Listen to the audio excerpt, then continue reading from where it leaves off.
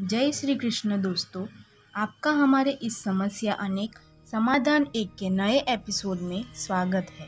भगवान श्री कृष्ण ने भगवत गीता में अर्जुन को बताया कि जो मनुष्य अपनी इच्छा और कामनाओं का त्याग करके और अहंकार को भी त्याग करके अपने कर्तव्य का पालन करता है तभी उसे शांति प्राप्त होती है। जब हम कोई भी कर्म करते हैं वो स्वार्थ और अहंकार में आके करते हैं तो वो कर्म से हमें सुकून नहीं मिल पाता है। यदि हम किसी की मदद करना चाहते हैं तब हम उसकी मदद अपना दिखावा करने के लिए करते हैं। दान करने से हमें पुण्य तो मिलता ही है लेकिन मनुष्य को शांति नहीं मिल पाती है। यदि दान पुण्य का काम मनुष्य निस्वार्थ भाव से करे तो भगवान उसे पुण्य कर्म का फल तो देता ही है लेकिन उस मनुष्य को जीवन में शांति का अनुभव भी होता है।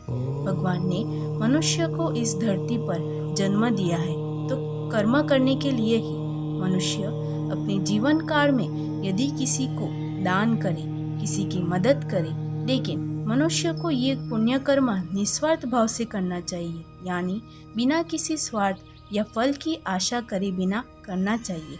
जब भगवान हमें धरती पर जन्म देता है तब हम किसी परिवार में जन्म लेते हैं।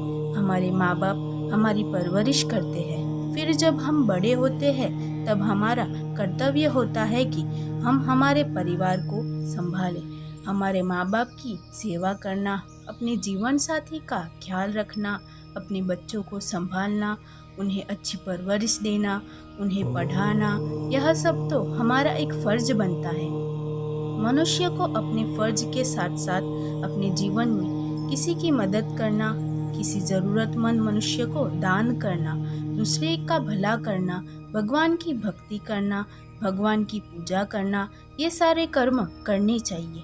भगवत गीता से हमें यह सीख मिलती है कि हमारे जीवन में समस्या तो आती रहती है। उसी समस्याओं का सामना करते हुए जो मनुष्य जीवन भर पुण्य कर्म करता रहता है तो जब उसके जीवन का अंत समय आता है तो ऐसी पुण्यशाली आत्मा को भगवान स्वर्ग सुख देते हैं या वो आत्मा को अपने भीतर समा लेते हैं।